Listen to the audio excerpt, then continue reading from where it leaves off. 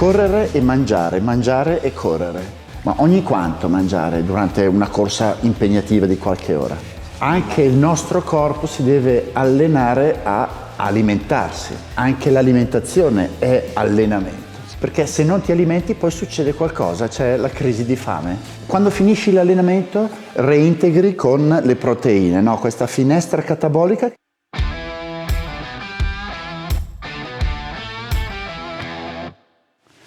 Eccoci qua. Bene, anche oggi una piccola corsetta l'abbiamo fatta.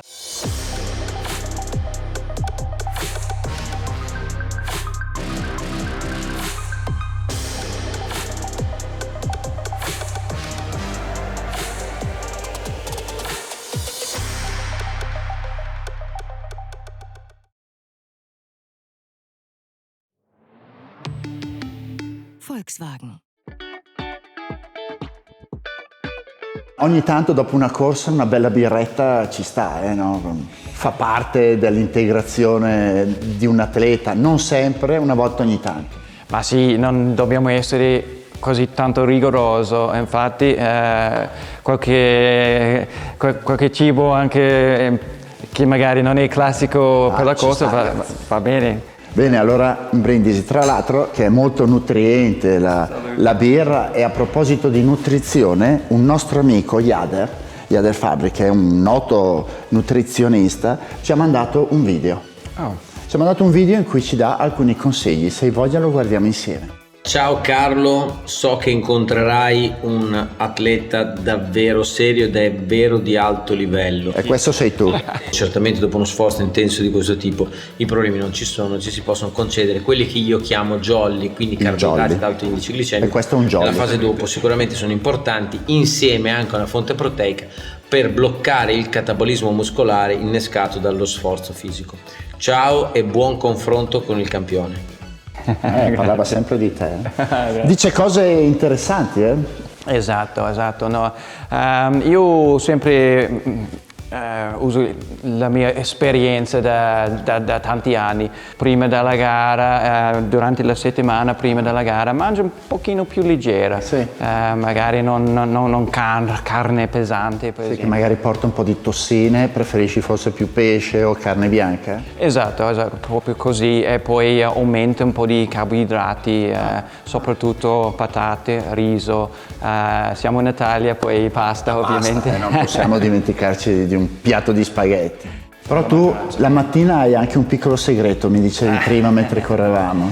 Esatto, ma un paio di cose, perché prima di una gara è normale, siete un po' più agitato, mangia un po' prima rispetto di solito. Quanto prima? Jader consiglia almeno 3 ore prima. 3 ore è giusto? È giustissimo, okay. Sì, esatto. Carboidrati, qualcosa semplici, mangio sempre magari una fetta di toast con la miele, alcuni mangiano riso con miele. E durante la gara anche tu, come Jader dice, usi gel, consigli di questo tipo di integrazione? Sì, certo, il gel fa più facile assorbire per il corpo. Quando le distanze aumentano, magari è meglio aggiungere altri cibi solidi. Esatto, un po' di frutta, anche questa è una cosa da imparare durante l'allenamento, a provare. Anche il nostro corpo si deve allenare a alimentarsi, anche l'alimentazione è allenamento. Sì, esatto, recentemente c'è stato anche gli studi, anche gli atleti di un livello non mangiano sufficiente per avere abbastanza energia per una gara, soprattutto quando una gara è oltre 2-3 ore. E poi il consiglio è sempre mangiare un po' di più. Perché se non ti alimenti poi succede qualcosa, c'è la crisi di fame. Sì, se manca il cibo, l'energia, noi diciamo magari ti prendi il bonk, che il bonk. è proprio... Dopo allenamento cosa mangi? Dopo l'allenamento sì, soprattutto la corsa con l'impatto che abbiamo per la corsa aumenta le proteine per il recupero dei Come dice muscoli. Jader, quando finisci l'allenamento reintegri con le proteine, no? Questa finestra catabolica che però quanto dura dopo l'allenamento? È importante mangiare subito dopo un allenamento e dopo una gara per avere il recupero che va più veloce. Entro i primi 20 minuti fa una differenza abbastanza importante, sì. Scappare, cioè scappare dalla disciplina, dalla dieta. I tuoi jolly, qual è il tuo pasto che ti lasci andare, che ti concedi e ti regali perché ti piace? Il mio jolly prendo una birra insieme con una bracciola di manzo. Proprio ti piace allora? Questa è un po' di cultura neozelandese però. Okay. Sì, questa viene proprio dall'altra parte. Soprattutto la birra. Cheers.